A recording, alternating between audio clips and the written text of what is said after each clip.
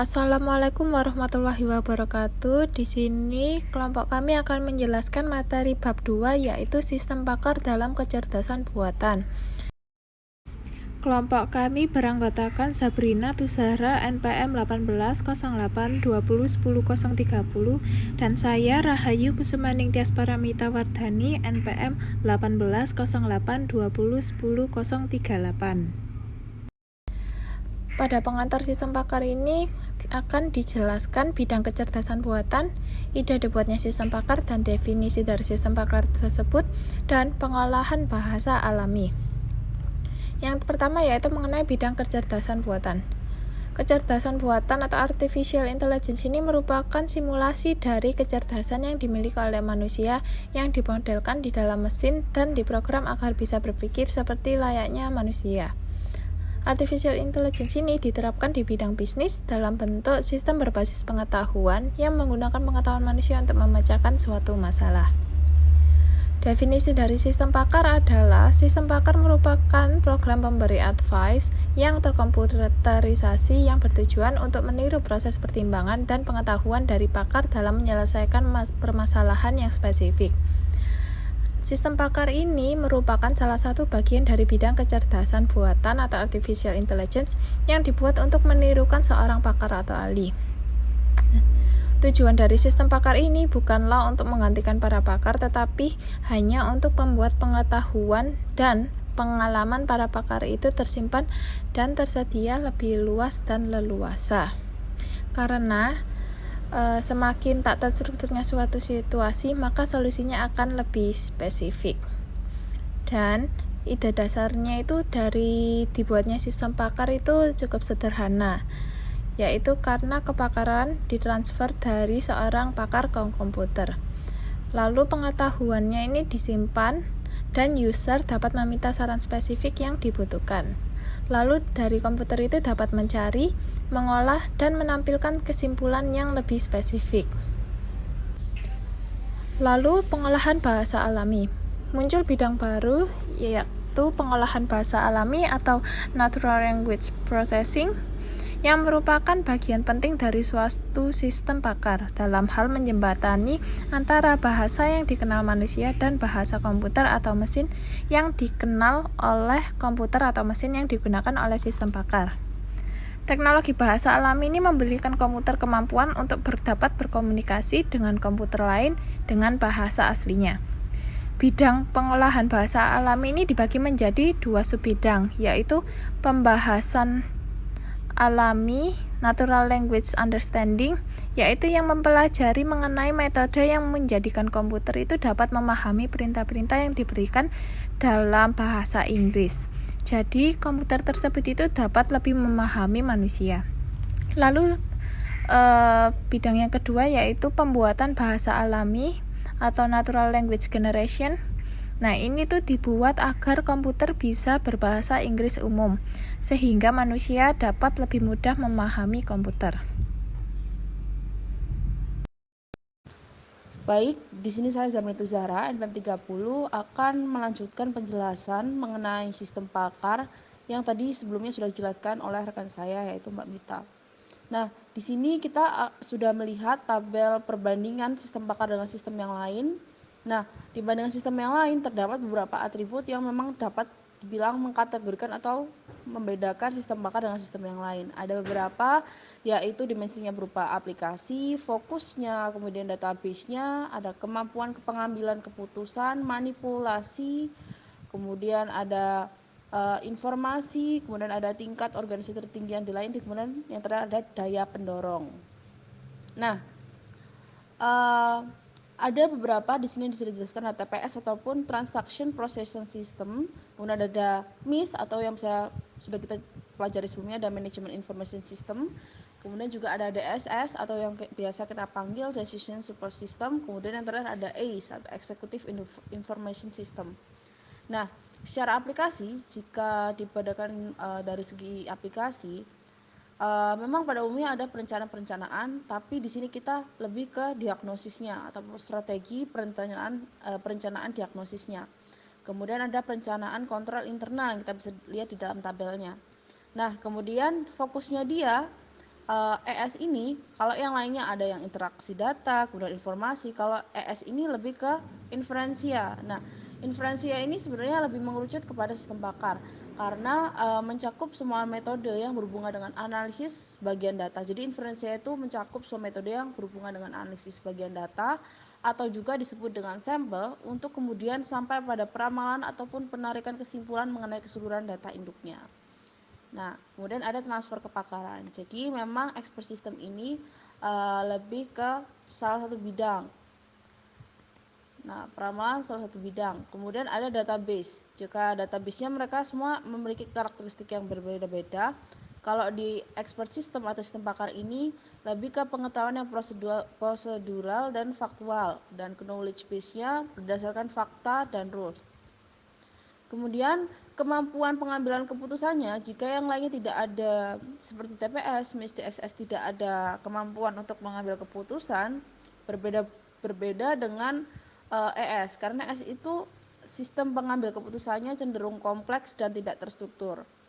Nah, jika EIS itu biasanya digabungkan dengan sistem pengambil keputusan.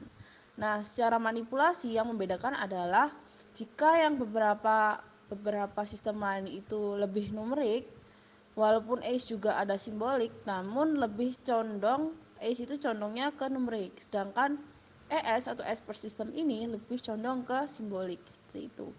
Kemudian berdasarkan jenisnya, nah berdasarkan jenis informasinya ini, dia beberapa berdasarkan laporan. Kemudian kalau di expert system itu berdasarkan penjelasan dan advice. Sedangkan pada ACE itu ada akses status dan pelaporan pengecualian indikator kunci. Nah, berdasarkan tingkat organisasi selanjutnya itu ada submanajerial, manajemen rendah, kemudian ada manajer menengah, sedangkan pada ACE ini manajer dan spesialis. Jadi dia expert di satu bidang untuk suatu bidang keahlian. Dan daya pendorongnya di expert system ini berdasarkan keefektifan dan kegunaan.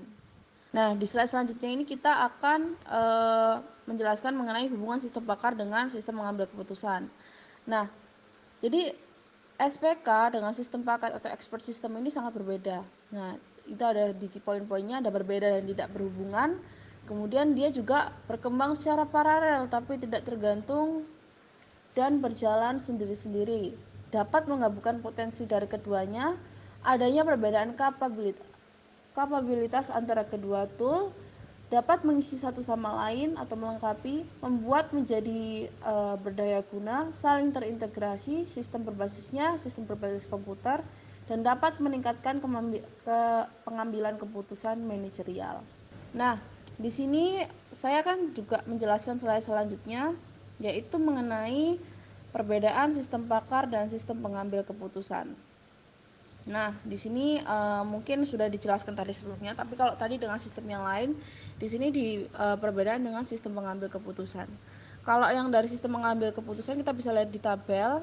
Kalau SPK itu membantu orang yang mengambil keputusan. Kalau sistem pakar itu menimbulkan para ahli ya, ataupun penasehat-penasehat. Jadi dia sifatnya menggantikan keputusan dari para ahli. Nah, kalau yang untuk membuat rekomendasinya, kalau di SPK itu berupa orang. Jadi kita seseorang yang membutuhkan, yang memiliki kemampuan di SPK. Sedangkan kalau di sistem pakar itu yang mengambil keputusannya, karena kita menggantikan, berarti yang menjalankan atau yang membuat keputusan adalah sistem. Sedangkan dari orientasi utamanya itu kalau SPK itu pengambilan keputusan. Nah, kalau sistem pakar ini transfer kepakaran orang-orang ahli dan sumbang saran. Jadi memang dia difokuskan untuk mencari sebuah solusi dari para ahli atau pakar para ahli. Kemudian arah query utamanya itu manusia menanyai queries ataupun mesin, sedangkan kalau sistem pakar itu mesin menanyai queries ataupun manusia. Jadi berbanding terbalik. Kemudian untuk dukungan alamiahnya, kalau SPK itu personal, kelompok, dan institusional, kalau sistem pakar itu personal dan kelompok. Sedangkan karakteristik area permasalahannya itu kalau SPK lebih kompleks, luas terintegrasi, sedangkan sistem pakar domain dan sempit. Untuk jenis permasalahannya ada ad hoc dan unik, sedangkan sistem pakar itu repetisi atau perulangan. Konten database-nya, kalau SPK pengetahuannya secara faktual, sedangkan sistem pakar prosedural dan pengetahuan faktual. Kemampuan reasoningnya tidak, sedangkan sistem bakar terbatas. Kemudian explanation-nya, kalau SPK terbatas, sedangkan sistem bakar ada atau iya. Nah, kemudian kita next ke langkah-langkah proses pengambilan keputusan. Untuk step pertama ada mengerti suatu masalah. Nah, mengerti suatu masalah di sini tuh dalam arti sistem pakar tuh dapat mendesain alur informasi eksekutifnya. Nah, ada yang beberapa bersifat fazi atau kombinasi antara SPK dengan jaringan saraf tertentu, seperti itu. Nah, kemudian di step B ada juga analisis. Nah, jadi kalau analisis lebih kayak ke mengidentifikasi. Jadi sekali lagi suatu masalah ataupun kesempatan teridentifikasi. Pertanyaan selanjutnya adalah apa yang harus dikerjakan. Jadi step B ini menganalisis. Lebih ke langkah-langkah analisis berperannya. Nah, analisis ini ada yang bersifat kualitatif ataupun kuantitatif atau kombinasinya. Nah, kalau analisis kuantitatif ini didukung oleh SPK dan oleh tool-toolnya, sedangkan analisis kualitatif didukung oleh sistem bakar. Kemudian pada step C atau step 3 itu adalah memilih. Nah, pada langkah ini keputusan itu dibuat dan memperhatikan masalahnya ataupun kesempatan yang ada berdasarkan hasil dari analisis. Langkah ini juga didukung oleh SPK jika pengambilan keputusan adalah seseorang ataupun SPK kelompok atau Group Decision Support System. Nah, kemudian step yang terakhir yaitu adalah implementasi. Jadi pada tahap ini semua keputusan mengimplementasikan solusi tertentu. Nah, kemudian di sini ada salah satu contoh mengenai proses pengambilan keputusan. Nah, pada gambar di sini sudah ada beberapa kotak-kotak, kemudian ada step A, step B, step C, sampai step D. Untuk step A kita untuk mengetahui masalahnya. Nah, itu berasal dari orang ataupun koran, TV ataupun yang lainnya. Nah, nanti di sini ada langkah-langkah seperti ES, NLP, ANN, ACE, dan MIS. Nah, pada step A sudah terlampaui, maka kita ke proses analisis. Tadi sudah mengetahui masalah, maka di sini kita harus mengidentifikasi suatu masalah, termasuk kuantitatif ataupun kualitatif. Nah, jika sudah, maka kita kembali ke decision support system atau decision choice, itu memilih hal apa yang memang harusnya ataupun dilakukan, memilih langkah apa selanjutnya harus dilakukan. Nah, jika sudah memiliki decision choice, nah jika tidak maka jika tidak cocok maka harus di scanning lagi untuk kembali ke mengetahui suatu permasalahan tersebut. Nah, jika sudah nanti sampai step D yaitu diimplementasi. Kurang lebih seperti itu. Jadi kalau misalnya diimplementasi ini sekiranya masih ada yang kurang atau masih ada yang gagal, maka kita harus kembali ke step awal untuk mengetahui permasalahan itu sebenarnya apa yang terjadi. Kita harus cari dulu sumber-sumber masalahnya, melewati proses lagi diidentifikasi, kemudian pemilihan langkah-langkah, baru nanti ke implementasi. Nah, kurang lebihnya itu penjelasan dari kami mengenai bab 2. Kurang lebihnya mohon maaf. Wassalamualaikum warahmatullahi wabarakatuh.